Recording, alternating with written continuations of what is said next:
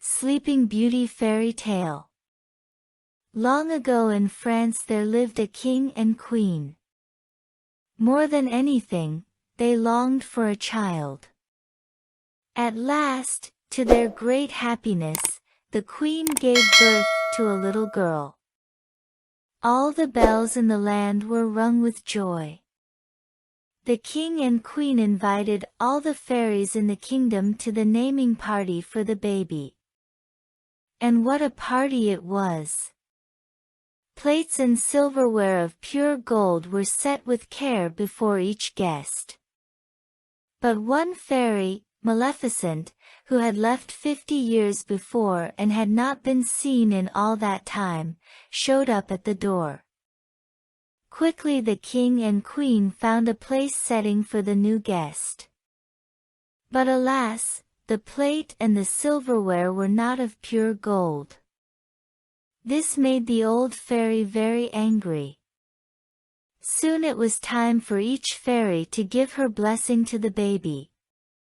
When it came to Maleficent's turn, she stood up and pointed her long finger at the sleeping baby girl in the cradle. "I declare, before all of you," Maleficent called out, "that this child, on her 16th birthday, shall prick her finger on the spindle of a spinning wheel, and die." With a whoosh of smoke, the evil fairy vanished. Everyone cried out with alarm, as you can imagine. But one fairy had not yet given her blessing.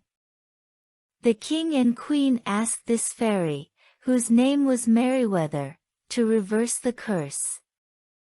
Merryweather shook her head sadly. That was not possible. But she could soften the curse. On her 16th birthday, she said, when the princess pricks her finger on the spinning wheel, instead of dying she will fall asleep for 100 years. 100 years, said the queen. After our daughter turns 16, we will not know her anymore. The king ordered every spinning wheel in the kingdom to be brought to the palace and burned. To be extra sure the princess would not be anywhere near a spinning wheel, he also ordered the fairy Merryweather, along with 2 other fairies, Flora and Fauna, to take the baby far away. The fairies would raise the child in a cottage, deep in the woods.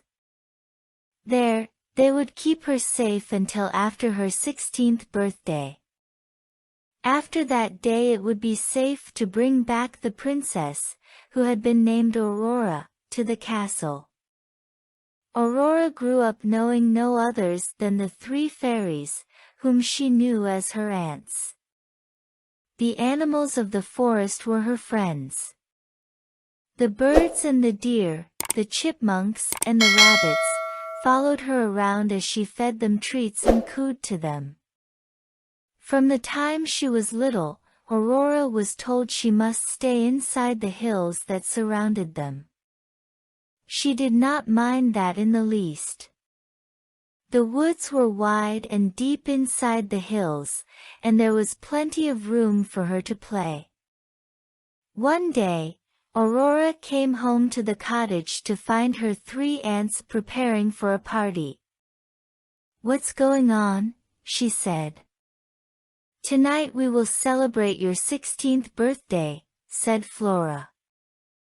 "It is," said Aurora. "That means tomorrow I go back to the castle." "Yes," said Merryweather. "We have kept you safe from that spinning wheel for 16 years. Soon it will be time for you to take up your royal life as a princess. And the first thing for you will be to get married," said Fauna. "Married, already?" said Aurora. "Do you know who I'm supposed to marry?" "We do," said Fauna with a wave of her hand, "but there's no need to worry about that. Even if he's a bit strange, some might say a bit horrid, you won't have to spend much time with him after all. And he does come from a fine family, Flora added with a quick smile. Wait a minute, said Aurora, pulling back. Why do you say he's a bit horrid? It's best not focus on such things, dear, said Merryweather. Just do everything your husband tells you to do, said Flora, and you will be fine. This is not turning out like I thought, cried Aurora. How long do I have to stay married? For the rest of your life, of course, said Fauna. No, no, this is all wrong, cried Aurora.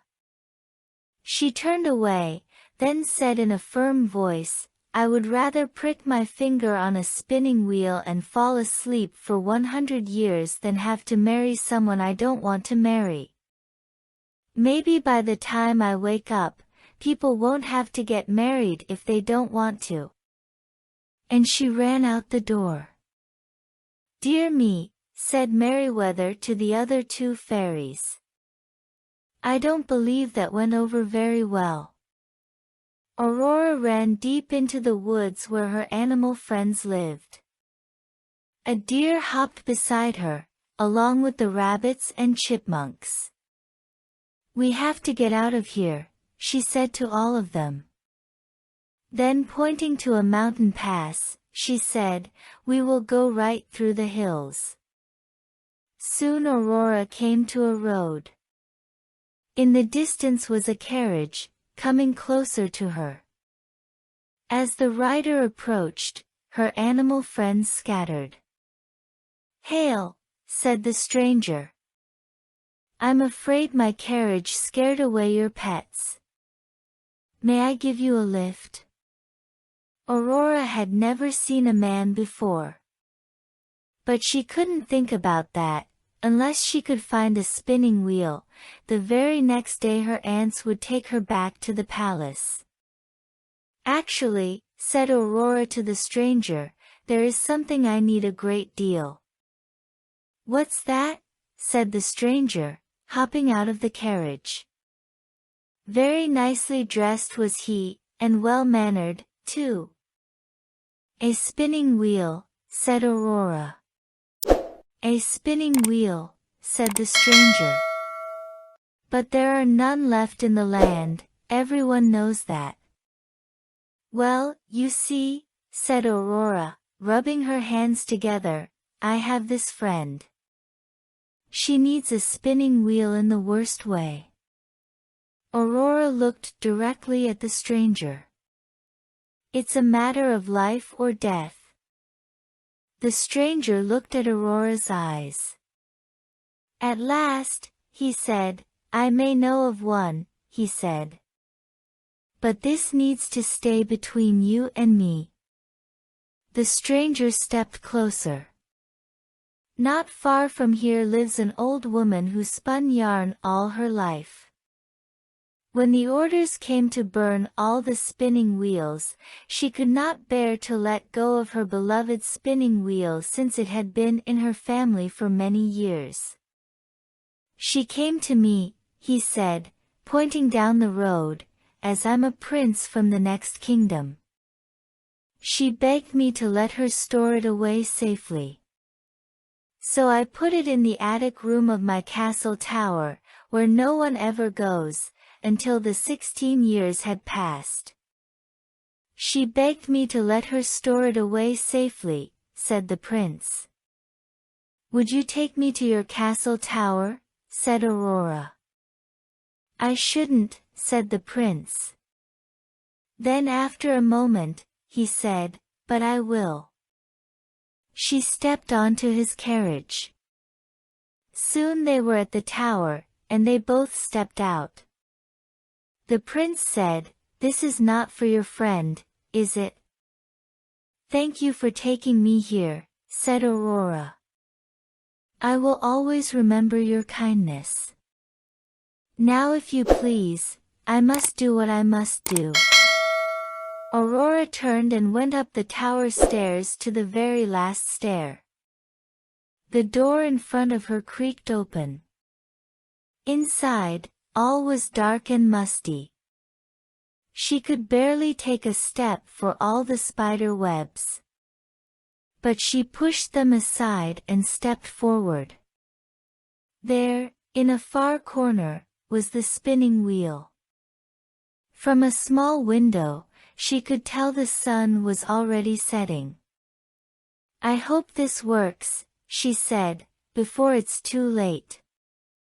Aurora held out her finger to the tip of the spindle. She pricked her finger on that spindle.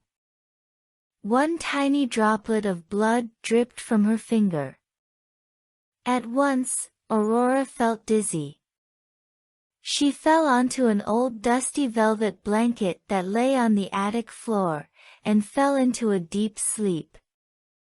Moments later, all the others in the castle, servants and royals alike, fell asleep too, and so did the prince, who was still waiting for her outside the tower.